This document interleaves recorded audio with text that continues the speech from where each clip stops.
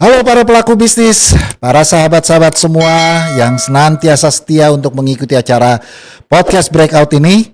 Terima kasih untuk setia selalu mendengarkan dan juga perbincangan-perbincangan diskusi di dalam podcast ini. Semoga inspirasi ini memberikan banyak manfaat buat para sahabat semuanya. Nah, kali ini kita mau bahas sesuatu yang beda nih. Biasanya hal-hal yang terkait dengan bisnis, terkait tentang masalah keuangan, terkait tentang mungkin produk. Tapi kali ini kita mau berbicara masalah keluarga. Apa hubungannya dengan bisnis? Oh, sangat penting sekali karena ini sebenarnya kita memerlukan satu kunci rahasia bagaimana ketika kita membangun bisnis, tetapi keluarga kita juga balance, keluarga kita juga bertumbuh, keluarga kita juga mendapatkan banyak sekali berkat, dan anak-anak regenerasi kita pun juga boleh tumbuh dengan lebih baik, bahkan siap untuk meregenerasi mentalitas bisnis orang tuanya. Tertarik? Nah, ini dia, kita akan bahas dan kupas tuntas hanya di CNI Breakout Podcast Talk for Solution. CNI. Yes. Thank you ya. Nah, kali ini tamu kita luar biasa sekali karena masih muda tapi memiliki satu wawasan yang luar biasa, memberikan pengalaman, bahkan saya dengar muridnya seluruh Indonesia, bahkan di beberapa negara. Banyak orang tua yang sudah diberikan, dibina, diberikan masukan-masukan, perubahan-perubahan sudah terjadi. Dan beliau juga seorang motivator, khususnya buat anak-anak kita, memberikan bagaimana cara berkomunikasi dengan anak-anak, family transformation coach. Jadi saya harus panggil coach ini, jangan main-main loh ya. Ini udah masuk coach ini. Bahkan juga seorang entrepreneur, content creator. Dan kalau saudara-saudara coba lihat di TikTok ataupun juga di Instagram, ada banyak sekali konten-konten yang dibuat dan bermanfaat sekali buat para orang tua semuanya. Bagi para orang tua, para pelaku bisnis yang ingin mendapatkan banyak hikmah, boleh follow nanti di dalam Instagramnya Michael Yo. Yes, ini dia Michael Yo di dalam TikTok. Yuk kita sambut dulu, Brother Michael Yo. Terima kasih Pak Ivan, sahabat CNI. Wow, ini luar biasa. Kehormatan bisa datang, berkunjung dan berbagi hari ini. Sama-sama. Saya juga senang banget nih mengundang Brother Michael ini. Waduh, nunggu 1,5 tahun. Ya, jadi 1,5 jam maksudnya. Ya, karena menarik sekali ya. Jadi Bapak Ibu Saudara para pelaku bisnis, ikuti Instagramnya terus ya, dengan juga TikToknya ya, Michael Yo. Terima kasih banyak Michael Yo. Banyak sekali, saya sering kali melihat petua-petuanya sebagai anak, bagaimana kita membina anak-anak kita. Karena apa ya, ini yang menjadi masalah Brother Michael. Banyak sekali anak-anak itu orang tuanya fight, orang tuanya punya mentalitas pengusaha, wah hebat luar biasa, ya mengalami pengembangan karakter yang luar biasa. Tapi ketika turun kepada keluarga, khususnya kepada anak-anak, nggak sama. Nah, ini problemnya. Kita akan bahas lebih banyak. Tapi sebelum ke sana nih, ini Coach Michael kok bisa masuk ke dalam ranah parenting, kepada pendidikan? Ya. Kalau ditanya, wajahnya biasanya orang pendidikan itu yang tua. Sorry ya, yang tua, yang ngomongnya juga gimana gitu kan ya. Soalnya guru-guru saya begitu. Nah, bisa begitu ceritanya. Cikal bakalnya dari keluarga. Saya ini keluarga dari keluarga broken home. Kemudian dari keluarga broken home, ekonomi susah. Saya dulu pernah kerja jadi kuli gudang di Tanah Abang. Saya merasakan kerasnya kehidupan dan saya berjuang dari kondisi titik boleh dibilang minus. Dulu keluarga kami itu dihina juga. Dan dari sana saya berjuang, ternyata hidup ini gak cuman sekolah doang. Kalau sekolah aja cukup, mungkin banyak orang sukses hanya dengan sekolah mereka berhasil bergaji besar. Ternyata di dalam kehidupan ini ternyata sekolah aja gak cukup. Saya belajar berbagai macam hal. Mulai dari kedisiplinan, karakter, tanggung jawab. Bagaimana saya menemukan kemampuan saya. Bagaimana saya mendekatkan diri pada Tuhan ketika dulu saya ada masalah. Bahkan saya ingat banget momen perubahan saya. Ketika saya dulu, ketika dalam kondisi lagi terpuruk, nggak punya uang, makan aja cuma sama nasi sama acar kuning. Wow. Itu saya tiduran di atas tumpukan kain. Dulu saya kerja di Tanah Abang. Kan kalau Tanah Abang kan pakainya kan kain gelondongan besar. Habis saya taruh di paling atas tuh saya tiduran. Terus saya doa sama Tuhan. Sampai kapan hidup saya kayak begini? Dan tiba-tiba saya dapat sebuah bisikan dalam hati saya, hari ini kamu harus berubah. Nggak lama saya resign, saya lakukan apapun yang bisa saya lakukan. Mau ikut seminar, mau saya pergi ke acara-acara yang penting, acara komunitas. Saya datang ke kegiatan-kegiatan penjualan. Dan saya tahu CNA ini udah lama juga. Dan saya sempat belajar juga dan masih banyak lagi. Jadi ketika saya menemukan sebuah masalah dan kita mendekatkan diri pada Tuhan. Dan kita belajar berbagai macam hal. Ternyata Tuhan bukain jalan. Nah, itu cikal bakal saya akhirnya mau untuk terjun di dunia pendidikan. Karena background di masa lalu. Dan dulu karena saya suka ikut seminar, suka melihat acara-acara dan melihat banyak pembicara-pembicara juga senang berbagi. Di situ saya mulai tergelitik, saya juga pengen berbagi di sebuah acara. Di situ saya mulai berbagi di gereja dulu. Dari gereja ternyata sambutannya sangat bagus sekali. Kemudian saya mengembangkan ke wilayah yang lain. Saya akhirnya masuk ke radio pernah, terus saya juga masuk ke acara-acara seminar, workshop, dan berkembang sampai sekarang. Seperti itu Pak Ivan. Wow, ya ini kalau saya boleh gambarkan ini sebuah transformasi besar-besaran. Iya. Dari sebuah keluarga broken home. Iya. Hidup mulai susah, hidup mulai benar-benar fight. Iya. Kenapa justru ada yang membuat malah justru sekarang mau terlibat memperbaiki rumah tangga ataupun keluarga orang begitu? Karena saya diberikan talenta sama Tuhan, banyak banget keluarga-keluarga yang ternyata terbantu. Setelah anaknya ngomong sama saya, konsultasi, anaknya itu banyak yang mengalami perubahan. Orang tuanya yang tadinya nggak ngerti caranya bagaimana mendidik, berkomunikasi, membuat aturan, ketika dia sudah paham, anaknya berubah. Dari testimoni-testimoni dan banyak orang tua dan anak yang merasakan manfaat, dari situ saya semakin confidence bahwa saya punya talenta di sana. Dan dari sana saya merasa bahwa itu adalah life calling, panggilan hidup. Dan ketika saya merasa bahwa itu adalah panggilan hidup, saya harus lakukan. Jadi apa yang bisa saya lakukan, apa yang Tuhan percayakan melalui diri saya harus karyakan dengan sesuatu. Jadi saya nggak boleh sia-siakan dengan yang sifatnya kemalasan, saya harus tunjukin bahwa saya bisa membantu. Jadi salah satu panggilan saya memang di dunia pendidikan, terutama di keluarga dan juga di anak, seperti itu. Wah, jadi memang akhirnya ketemu satu jalan, ya, ketemu suatu jalan. Banyak orang yang broken home tidak seperti itu, brother. Iya. Ya.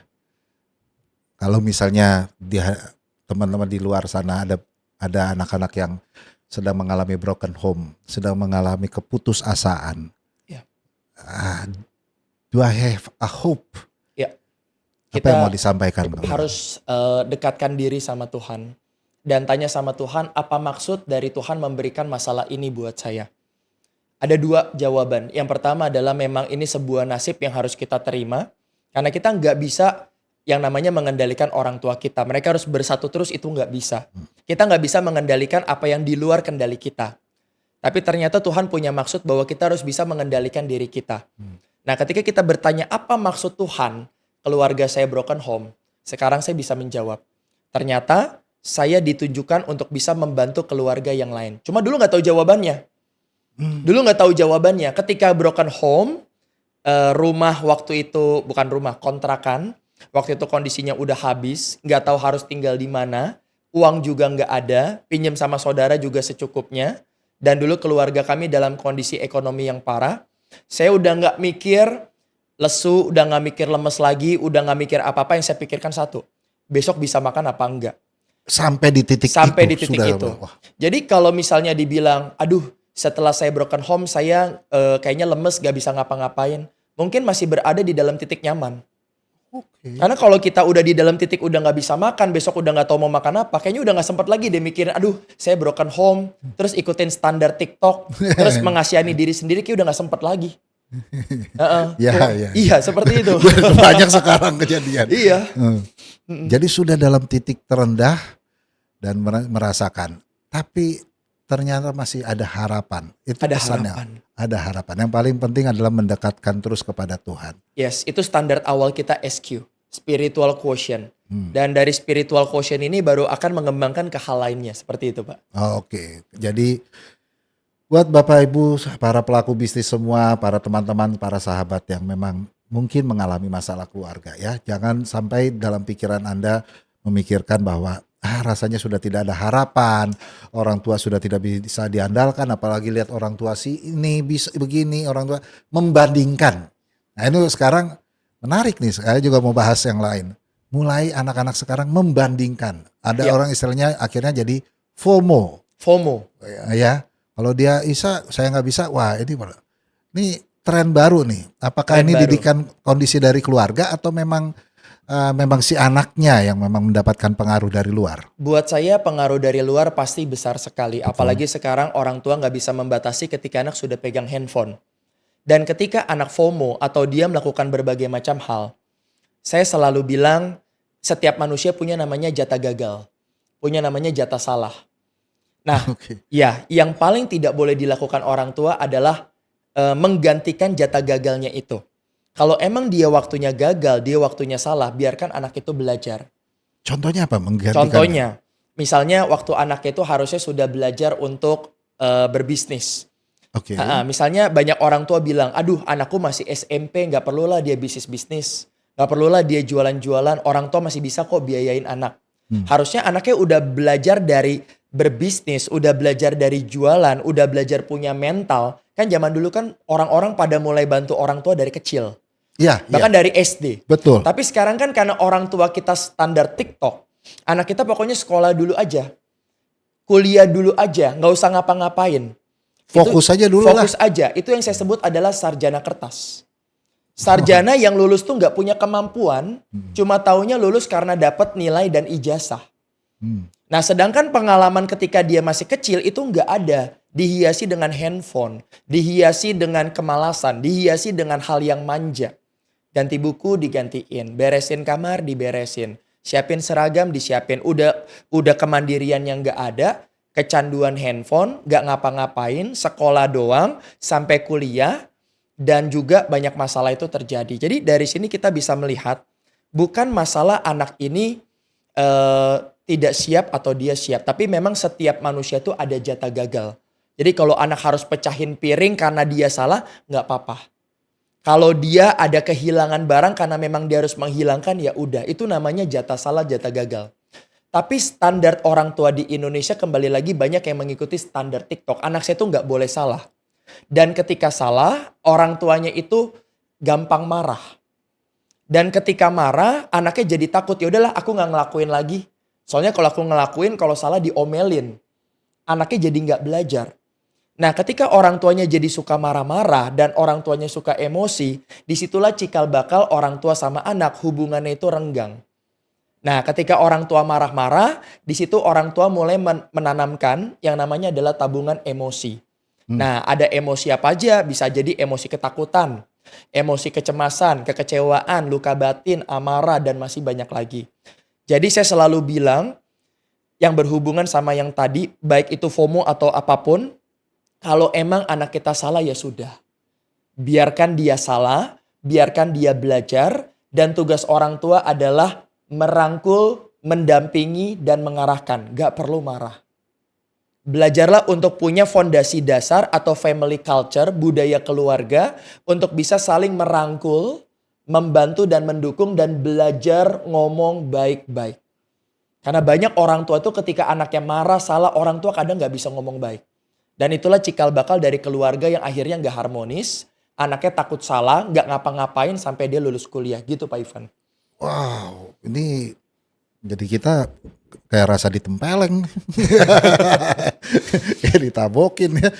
Jadi Bapak Ibu kadang-kadang kita punya pemahaman yang ya selama ini kita anggap karena mungkin perjalanan hidup kita, apalagi orang tua saat ini sudah begitu mapan, sudah begitu fightingnya dari nol mungkin ya, sudah begitu hebat sehingga kita terapkan standar-standar yang dulu pernah kita dapatkan dari orang tua. Dan kita terapkan bahwa lo juga harus sama dong. Saya dulu begini. Dulu saya lebih susah loh.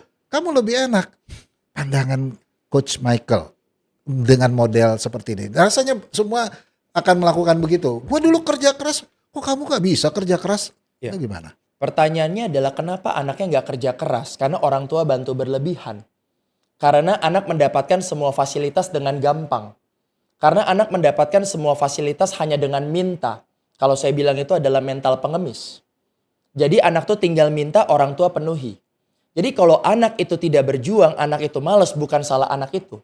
Tapi karena memang orang tua bantu anak terlalu berlebihan, diberikan fasilitas berlebihan, dan orang tua memang tidak ada kesepakatan. Apakah orang tua ketika bilang anaknya, kamu nggak berjuang, pertanyaannya, sudah ada belum kesepakatan perjuangan sama anak?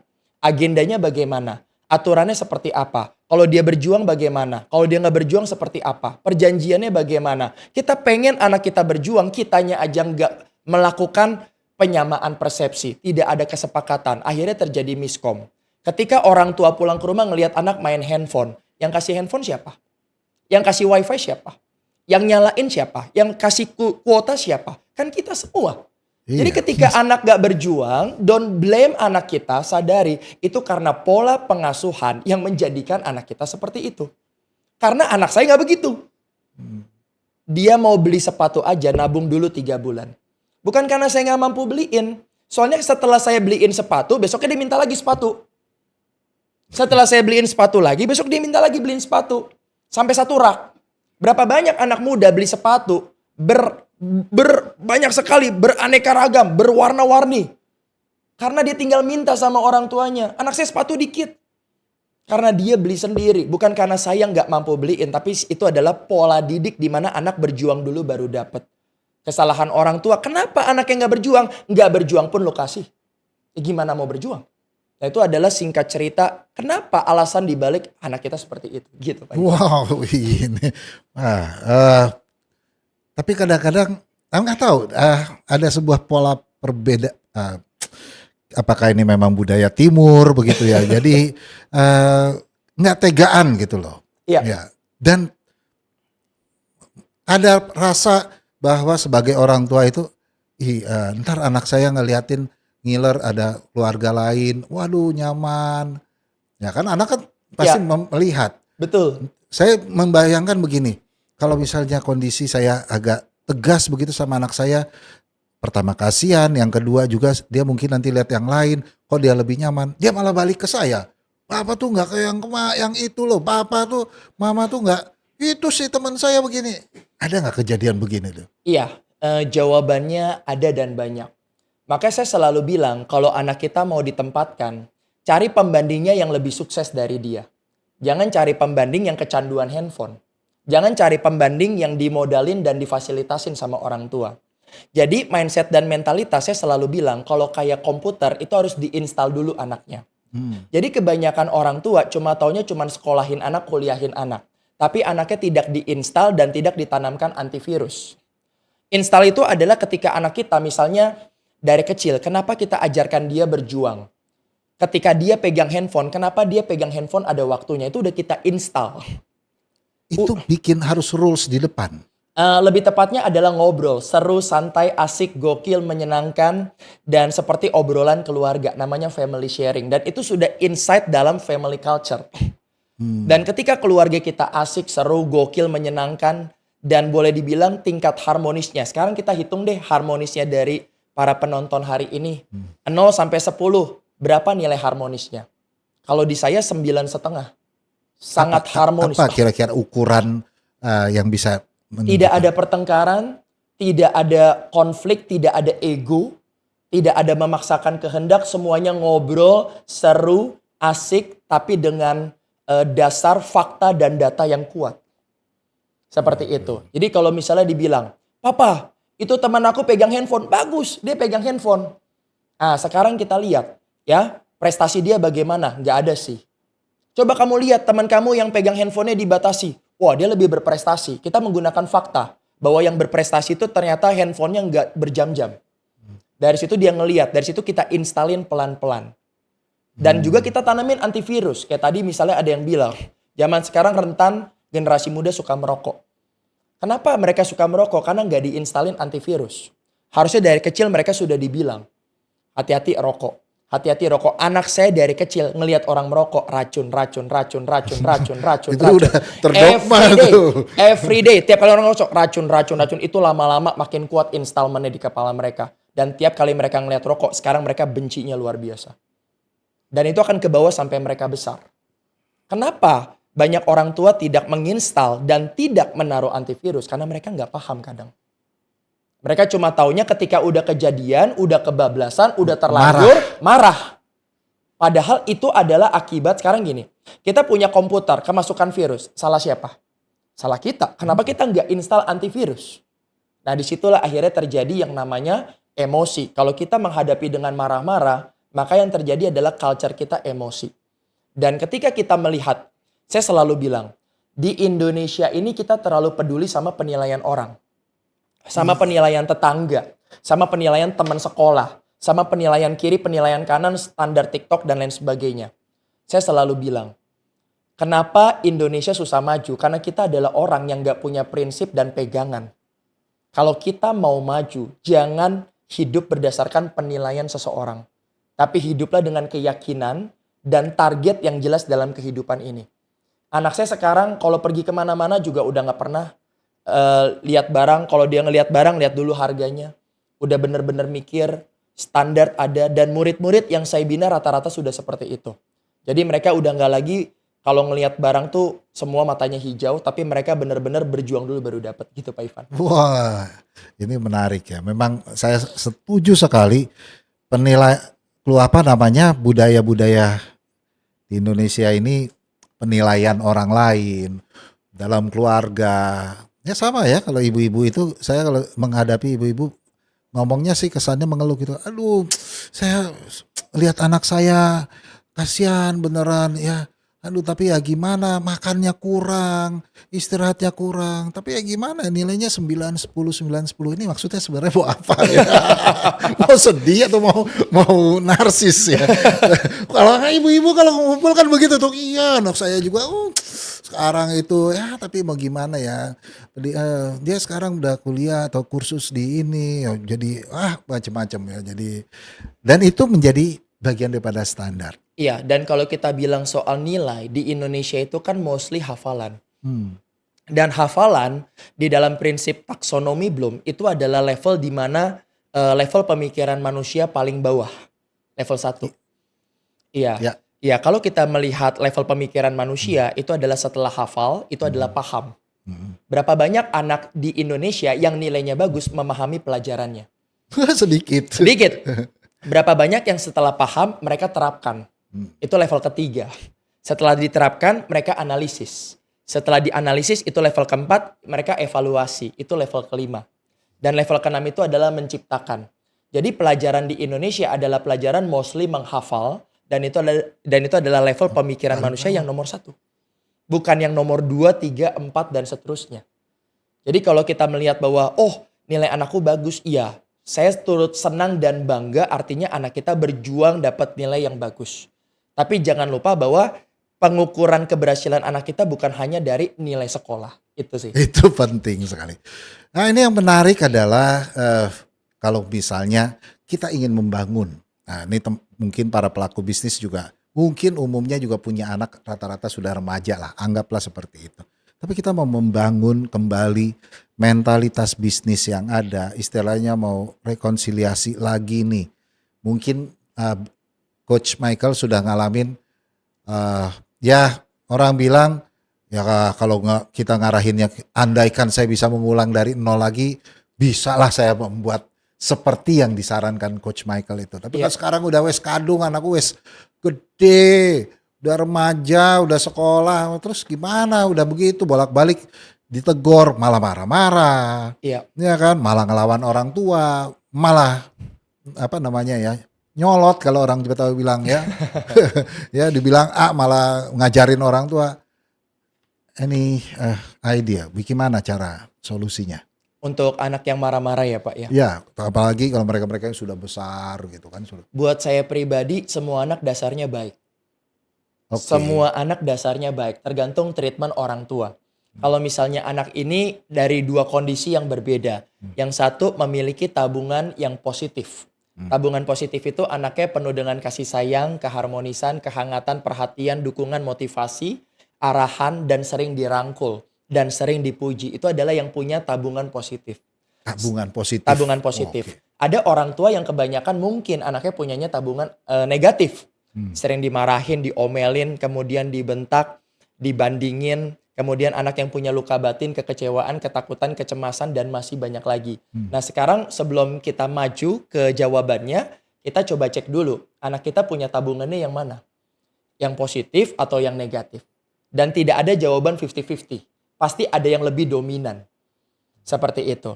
Oke, itu dulu. Nah sekarang pertanyaannya adalah, kenapa anak saya galak? Sebelum kita jawab, kenapa anak kita galak? Mungkin teman-teman di sini bisa jawab, kitanya galak gak? Galak. Ya sudah, kita mau anak kita baik, kitanya aja galak. Berarti kan gak sinkron nih, keinginan kita dan apa yang kita lakukan. Terus yang kedua, kenapa anak kita galak? Karena dia punya pendapat. Ketika kenapa dia galak dan kenapa dia mau berpendapat, karena mungkin kita bukan pendengar yang baik. Kita sudah benar-benar jadi pendengar yang baik dan mengerti anak atau belum? Jangan-jangan kita aja belum jadi pendengar yang baik dan kita nggak ngertiin anak kita. Yang ketiga, kitanya egonya ketinggian gak? Banyak konflik di dalam keluarga karena ego kita tinggi. Dan yang nomor 4, anak kita udah masuk ke dalam fase kecanduan handphone atau belum? Karena kalau anak kita sudah masuk fase ke dalam kecanduan handphone, itu ada namanya brain rot. Atau di mana mereka mengalami kerusakan otak. Anak yang mengalami kerusakan otak itu bisa jadi monster, Pak Ivan. Maksudnya kerusakan otak gimana ini? Iya, mereka nggak bisa ngendaliin diri. Dan kalau mereka handphonenya diambil, mereka bisa ngamuk, marah-marah, banting barang, banting pintu, bahkan mukul orang tuanya. Bahkan ada yang sampai menyakiti diri. Mereka udah berubah karena mengalami kerusakan. Itu jadi monster. Dan itu udah jadi monster. Dan pertanyaannya, anak kita sudah sampai sejauh mana kerusakannya? Sudah sefatal apa? Nah, udah anaknya kecanduan handphone, ditambah lagi orang tuanya memanjakan anak. Memanjakan anak, bantu anak berlebihan, dari cuci piring dicuciin, beresin kamar diberesin. Anaknya akhirnya jadi manja. Dan ciri-ciri anak yang manja adalah dia udah gak mau bantuin orang tuanya lagi. Dan anak yang udah gak mau bantuin orang tuanya lagi, udah gak bertanggung jawab, anak ini mengalami kerusakan karakter. Terus ketemu teman yang negatif, ya ketemu teman yang toksik, ketemu teman yang suka ngebully, akhirnya anaknya mengalami kerusakan mental. Udah rusak karakter, rusak otak, rusak mental. Yang ketiga, diomel-omelin sama orang tua setiap hari. Kerusakannya di hati. Rusak hati, rusak mental, rusak karakter, rusak secara pemikiran. Itu namanya komplikasi. Dan kalau udah komplikasi, berat. Berat. Udah terlalu parah kondisinya. Tapi bisa diselamatkan kalau kita mau mengubah diri kita. Tapi saya cerita ini the worst case dan ini banyak kejadian. Udah anaknya sakit hati, udah keras hatinya. Kemudian secara pemikiran, karakter, dan juga mentalitas. Nah ini adalah hal-hal yang perlu kita bangun. Tapi ada yang bilang, iya coach, tapi nilai anak saya bagus, tetap aja. Kalau anaknya nilainya bagus tapi kerusakannya komplikasi seperti yang tadi dibicarakan, maka itu juga tetap bahaya. Gitu Pak. Nah itu dulu mungkin gambaran singkatnya, kenapa sebenarnya masalah itu terjadi Pak Ivan. Iya. Segera baru sadar. Jadi kadang-kadang ya itu tadi kita orang tua tidak menyadari bahwa kita sebenarnya sedang meninabobokan anak kita, sedang justru apa yang kita pikir baik bisa jadi tidak baik. Ya. Gitu. Solusinya apa? Kira-kira maksud saya gini, untuk menyiapkan kondisi-kondisi yang sudah ada ini. Anggaplah kita berbicara dengan keluarga-keluarga, para sahabat bisnis semua yang anak-anaknya sudah masuk dalam jenjang remaja lah paling tidak. Atau mungkin sudah sedikit menuju dewasa. Kalau sudah ada kerusakan kan kita nggak mungkin membalikan waktu. Betul. Nah, sekarang kita berada di titik, terus gimana dong? Saya mau mulai apa nih sebagai orang tua? Iya, kita bicara secara general ya sahabat ya dan Pak Ivan ya. Kenapa? Karena kondisi tiap keluarga itu beda-beda. Kita bicara secara general, yang pertama adalah kita introspeksi diri kita dulu. Ya. Kenapa sih penyebab pertama kitanya itu nggak bisa masuk sama anak? Karena PR pertama itu adalah kita sejalan dulu sama anak. Kesalahan orang tua, sudah anaknya mengalami kerusakan, kita selalu berseberangan mulu sama anak. Ada Ya apa yang anak suka kita nggak suka, apa yang anak seneng kita nggak seneng, apa yang anak mau kita nggak pernah mau. Selalu berseberangan sama anak. Ketika kita selalu berseberangan sama anak, akhirnya yang terjadi adalah kita selalu kontra. Kita selalu tidak sejalan dan akhirnya anak kita jadi membangun tembok. Jadi ada gap antara orang tua sama anak. Jadi ada satu persepsi bahwa orang tua dengan saya nggak nyambung. Iya, orang tua sama kita udah nggak nyambung. Jadi yang pertama ini kita harus sejalan dulu. Kalau kata orang zaman dulu, kalau kita setel radio frekuensinya samain dulu. Oke. Dituning dulu nih, dipastiin dulu frekuensi kita sama dulu sama anak. Ada hal-hal tertentu yang perlu dilakukan, misal melakukan kegiatan bersama atau apa biasanya? Lebih Saran tepatnya coach? adalah jangan kontra sama anak. Coba ngertiin anak dulu, dengerin dulu, pahamin dulu. Ini anak sebenarnya maunya apa? Jangan kita maunya dipahamin, kitanya ngertiin dulu nih anak. Oke. Ini anak sebenarnya maunya apa sih? Nah, kita pahami dulu dan kita lepaskan jubah kita sebagai orang tua yang mau mengatur-ngatur anak. Karena kalau kondisinya anak itu sudah nggak mau diatur dan kita maunya terus mengatur, ini nggak bakal ketemu titik tengahnya. Jadi pastikan kita sejalan dulu sama anak, itu yang paling pertama. Oke. Nah setelah sejalan, tanpa ada maksud dan tujuan, indikasi kita mau nyuruh-nyuruh, mau suruh dia berubah, mau dia bagaimana, yang penting bikin dia nyaman dulu sama kita. Ya. Nyaman dulu. Kemudian ambil hatinya. Nah ini penting, bagaimana kita lebih dekat dan ambil hatinya. Banyak orang tua bertanya, apa rahasia yang paling besar yang dilakukan orang tua ketika berhasil merubah anaknya? Ketika mereka berhasil mengambil hatinya anak. Ketika mereka berhasil dekat dengan anak, ketika mereka berhasil menyatu dengan anak. Di situ mulai terjadi yang namanya keterbukaan, cerita, curhat, dan di situ kita mulai bisa mengarahkan dan merubah. Mengambil hati itu boleh digambarkan contohnya seperti apa realnya? Kita bisa nonton bareng sama anak, kita bisa hangout bareng sama mereka, Oke. kita bisa olahraga bareng, anak kita mau cerita, anak kita mau terbuka. Itu artinya kita sudah berhasil untuk sejalan dan berhasil mengambil hatinya. Oke. Iya, tapi banyak orang tua kenapa berat? Karena mereka salah posisi.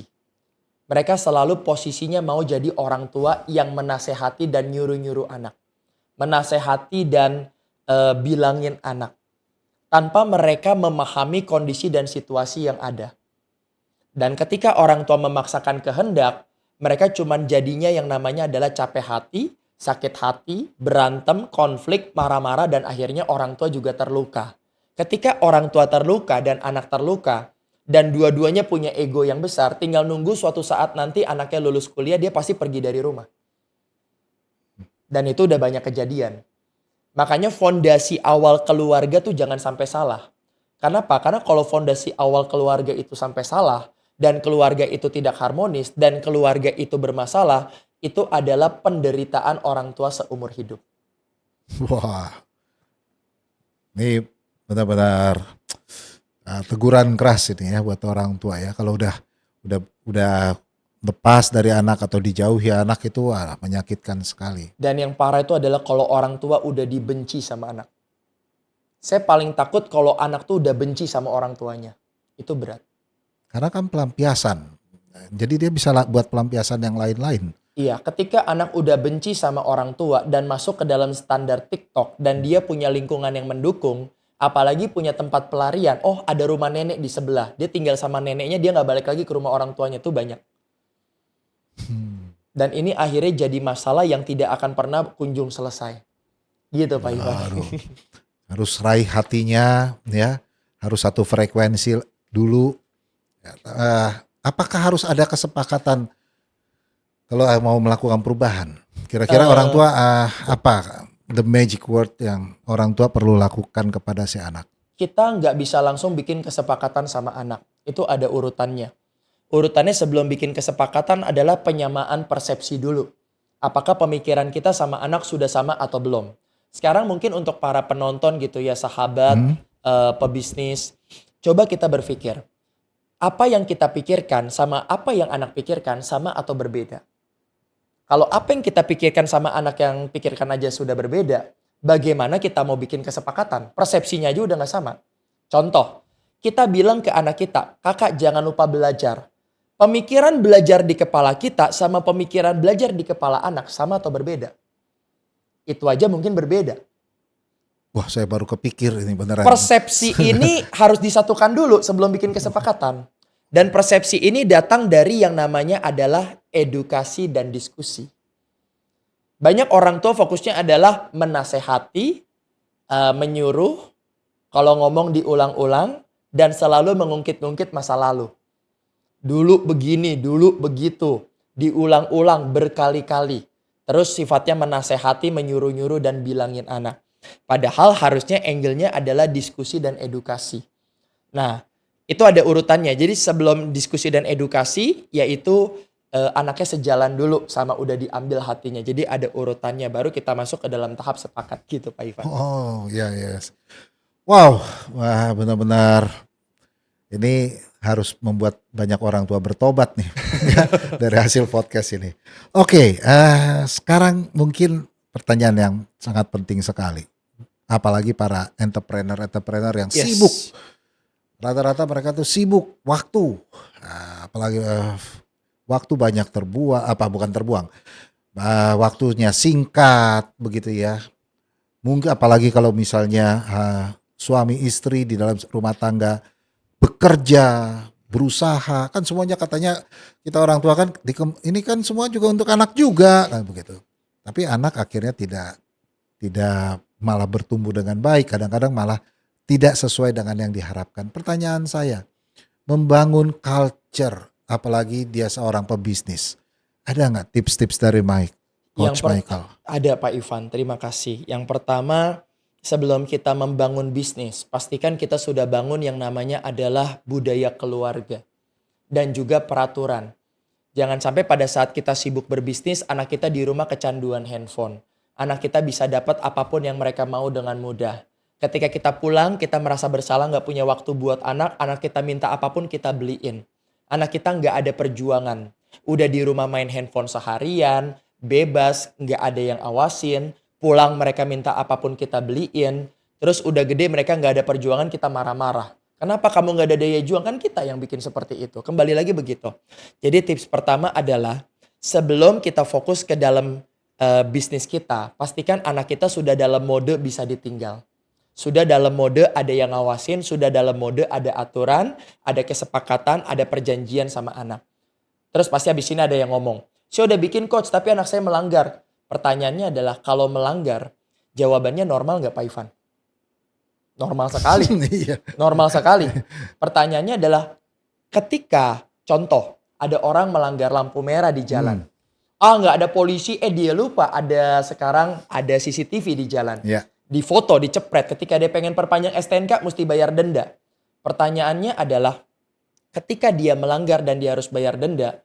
Pertanyaannya banyak gak yang terjadi seperti itu Pak Ivan? Banyak sekali. Itulah manusia. Memang mereka mesti belajar dari kesalahan. Pertanyaannya adalah ketika anak kita melanggar, aturannya gimana? Nah, kesalahan orang tua adalah ketika anaknya melanggar, bukan menjalankan aturan tapi diomel-omelin. Oke. Iya, harusnya kan aturan ini berjalan biar anaknya itu yang mendapatkan resiko. Contoh, anak saya terlambat datang ke sekolah, memang saya sengaja terlambat. Apakah saya perlu marah? Enggak, saya senyum aja. Kenapa? Karena nanti di sekolah dia disuruh nulis, saya berjanji tidak akan datang terlambat lagi 100 kali. Pulang dari sekolah dia ngeluh. Aku capek Pak, tadi disuruh nulis sama guruku banyak banget gitu kan. Terus dia pulang ke rumah. Apakah saya perlu marah? Enggak, saya rangkul. Gimana rasanya kalau terlambat? Iya Pak, enggak enak. Ya udah besok jangan terlambat lagi ya. Yuk kita evaluasi gimana caranya biar kamu enggak terlambat lagi. Banyak orang tua nanya sama saya, gimana caranya biar anak bangun sendiri? Pakai alarm. Anak saya pakai alarm enggak bangun, betul enggak Pak Ivan? Pakai 10. Apa? Pakai 10. 10 alarm. Apa mungkin dia nggak bangun? Bangun. Masih bangun. Kalau masih nggak bangun juga ketika alarmnya bunyi, pakai alarm yang bisa bergerak dan itu narik air dari atas. Kalau dia nggak bangun, pasti dia kesiram dari atas. Mau nggak mau dia akan bangun. Orang tua yang bangunin anak adalah orang tua yang biasanya kebanyakan komplain, kebanyakan mengeluh, tapi dia nggak fokus ke dalam aturan yang dibuat. Dan selalu komplainnya adalah aturannya nggak berjalan. Padahal bukan aturan yang nggak berjalan, namanya aturan itu dibuat bukan karena orang tuh pasti menjalankan, tapi ada sesuatu pembelajaran dari aturan tersebut yang kadang orang tua nggak paham. Pembelajaran. Ya, Pembelajaran, contoh, anak saya lupa bawa buku. Apa yang dilakukan? Disuruh sama gurunya berdiri di belakang, di jam pelajaran. Apa yang dia dapatkan? Rasa malu. Teman-temannya pada duduk, dia berdiri sendiri di belakang. Ya. Apakah itu pembelajaran? Itu pembelajaran. Betul. Anak saya cuci piring, dia pecahin piringnya, harganya 100.000. Siapa yang ganti? Anak saya, dia ganti pakai uangnya. Mau dia ngeluh, mau dia komplain, ada orang tua bilang, anak saya kalau diajarin mukanya kayak lagi nggak seneng. Sekarang apakah ada orang bisa senyum ketika ditilang sama polisi? Apakah ada orang bisa senyum ketika harus bayar denda ratusan ribu bahkan jutaan? Gak ada yang bisa senyum. Tapi di situ dia belajar. Banyak orang tua terlalu komplain sama hal yang sebenarnya itu normal dan alamiah. Namanya orang lagi berjuang mukanya bete, ya udahlah nggak usah dipusingin. Apakah harus mukanya selalu senyum setiap saat? Banyak orang tua pengen kayak begitu loh. Anak saya nggak senyum, orang tuanya aja nggak senyum. Jadi banyak banget orang tua yang selalu mengkomplainkan hal yang dirinya sendiri juga lakukan. Gitu Pak Ivan. Oh. Tapi ada satu hal yang saya mau tanya nih. Kan orang tua itu husband and wife. Yes. Suami dan istri. Pasti suka ada perbedaan tuh. Ya. Ya. Bapaknya maunya begini, ibunya maunya begini. Ya, bapaknya sudah ngajarin, ibunya atau kebalikan ibunya justru udahlah nggak usah dengerin papamu lah gitu. Pasti ada dong yang begitu. Ada. Jawabannya adalah kalau orang tua nggak sejalan maka korbannya adalah anak. Anak yang manja, nggak mandiri, nggak punya daya juang adalah korban dari orang tua yang dimanjakan dari hasil manjaan orang tua. Saya selalu bilang kalau kita nggak kompak, berarti sebenarnya yang bermasalah itu bukan anaknya tapi orang tuanya. Sebelum ngedidik anak, pelajari dulu bagaimana orang tua bisa menyatu dulu sebagai suami dan istri yang baik. Saya sama istri berbeda pendapat, berbeda pandangan pasti. Tapi kita selalu ngobrol dari hati ke hati. Baiknya bagaimana. Dan saya sama istri itu cuma punya satu pintu. Jadi kalau misalnya yang memberikan izin, uang jajan atau apapun tuh istri saya. Oke. Saya ngikut apa yang istri saya bilang. Jadi kalau istri saya bilang yes, saya juga yes. Istri saya bilang no, saya juga no. Dan itu adalah sesuatu hal yang memang harus menjadi komitmen bersama.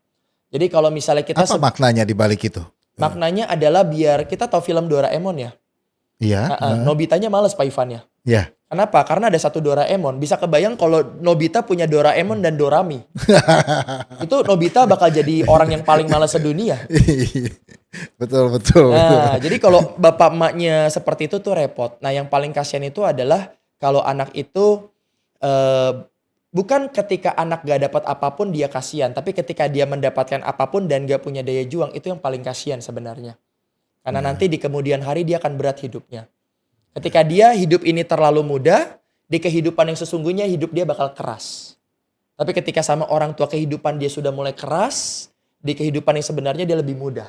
Tinggal pilihannya now or later. Tinggal kita lihat aja mau sekarang atau nanti. Sama-sama bakal keras juga ujung-ujungnya. Ya, itu yang makanya banyak sekali generasi muda saat ini ketika menghadapi tantangan yang begitu keras ataupun juga tidak seindah yang biasa dia nikmati itu sulit untuk move on-nya begitu. Ya. Wow, menarik banget ya para sahabat bisnis pada hari ini podcast kita. Rasanya pengen berjam-jam loh bertanya kayak gini. Kenapa? Karena kita bicara tentang diri kita sendiri sebenarnya. Ya kan, problem kita gitu. Problem bisnis mungkin kita bisa banyak sekali inspirasi. Tapi kalau sudah problemnya di dalam keluarga, bisnis pun juga bisa terdampak loh. Usaha kita, kerjaan kita juga bisa terdampak. Sangat terdampak dan itu efeknya kembali lagi saya selalu bilang bahagia di keluarga, keberhasilan di bisnis. Saya udah banyak melihat pebisnis yang sukses, konglomerat, orang hebat itu keluarganya bahagia. Justru yang keluarganya berantakan itu bisnisnya juga berantakan. Saya udah ngelihat banyak.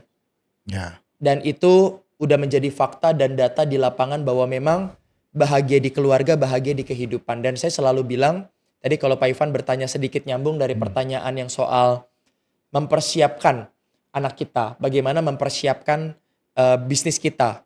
Kalau kita nggak punya banyak waktu, saya selalu bilang quality is more than quantity. Harus lebih banyak daripada kuantitas. Percuma kita bareng sama anak kalau setiap kali ketemu sama anak kita cuma lihat handphone. Kita cuma asik dengan dunia kita. Kita asik mungkin menghubungi klien kita. Ketemu sama anak tapi kayak kita nggak hadir sepenuhnya buat anak. Dan menurut saya lebih bagus waktu kita nggak terlalu banyak tapi ketika ketemu kita benar-benar hadir sepenuhnya buat anak.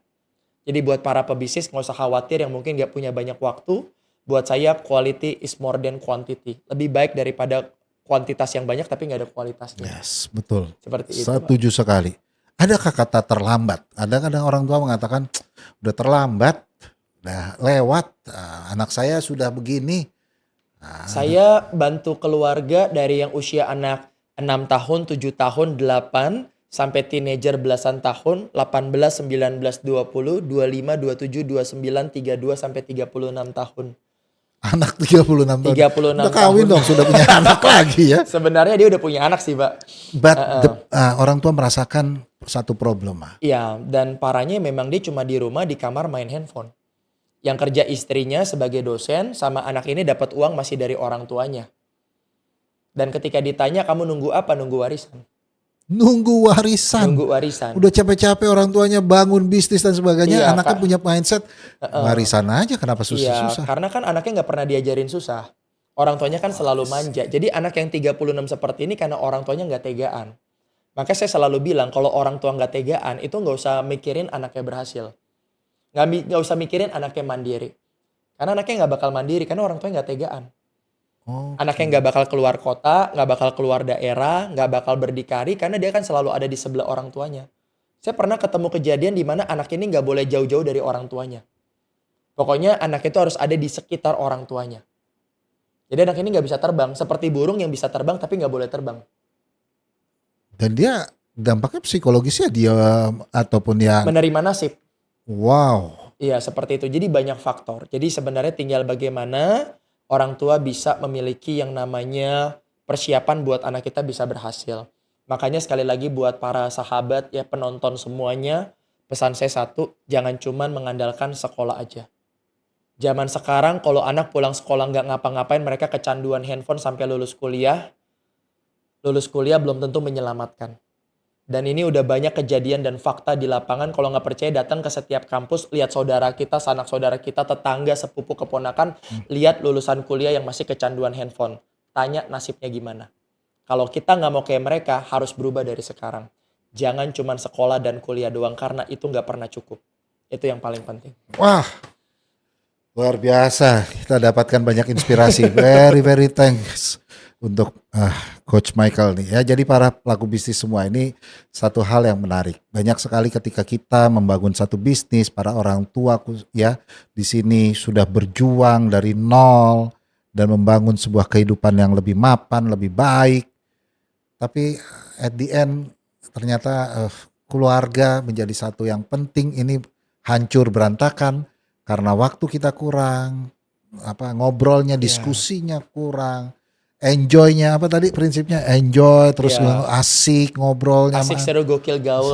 Asik seru gokil gaul. Itu ternyata kita bisa lakukan buat sama teman-teman kita. Lah sama anak nggak gitu ya. Karena standarnya berbeda. Standar dengan teman tuh asik dan gaul. Standar ketika di rumah tuh posisinya adalah kita orang tua yang nyuruh-nyuruh anak. Nah jadi kita harus memahami posisi. Dan tadi kalau pertanyaannya dari Pak Ivan, anak saya udah terlambat bisa berubah atau tidak? Jawabannya adalah bisa. Bisa dan bisa selama tahu caranya. Kalau kita nggak tahu caranya, jangankan berubah. Dari kecil pun sampai gede mereka juga nggak bakal berubah. Akan mengalami kondisi yang lebih buruk.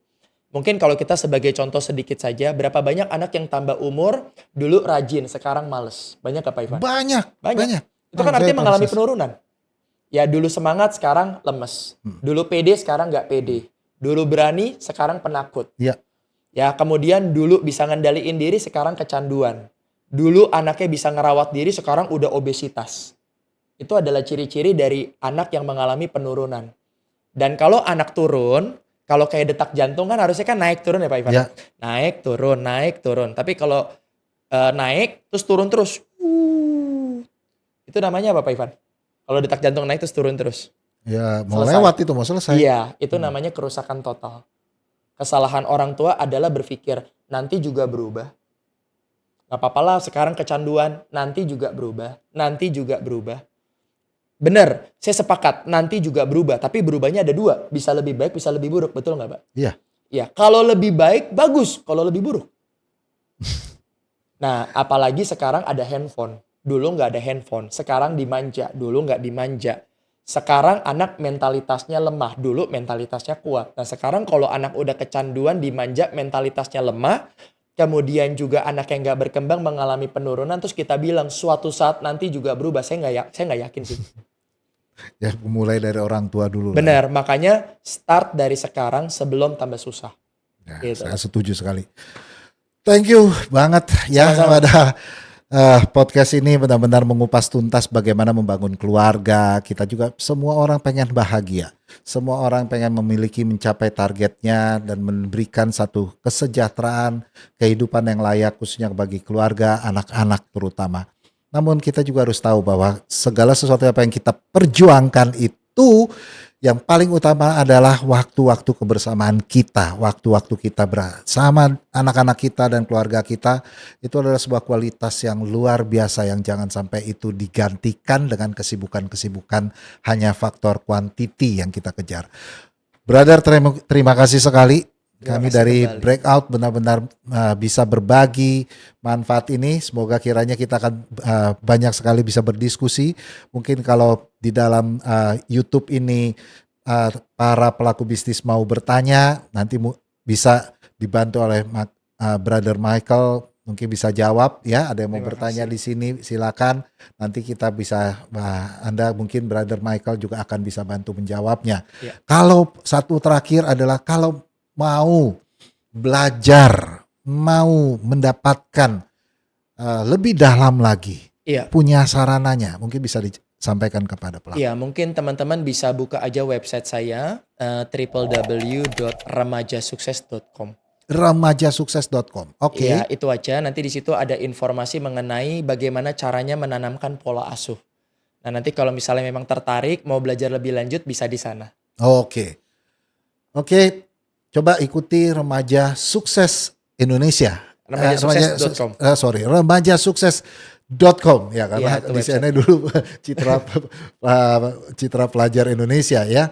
Oke, remajasukses.com. Para pelaku bisnis bisa manfaatkan ruang ini, sarana ini ya, ikuti terus juga sosial media daripada Brother Michael. Semoga bisa memberikan banyak sekali manfaat dan juga inspirasi lebih dalam lagi. Saya berterima kasih sekali, Sama-sama, Brother. Pak Ivan. Ya, Terima kasih sekali. Saya kira materi kita pada hari ini akan menggugah para orang tua, para pelaku bisnis yang luar biasa di sana. Dan juga semoga terus kita menjadi orang tua yang bisa lebih membanggakan dan juga lebih hebat lagi untuk mengasuh anak-anak kita. Amin. Terima kasih dan sampai jumpa di dalam acara Breakout selanjutnya. Jangan lupa like and subscribe dan let's talk solution di Breakout. Thank you. Sampai ketemu. Thank you.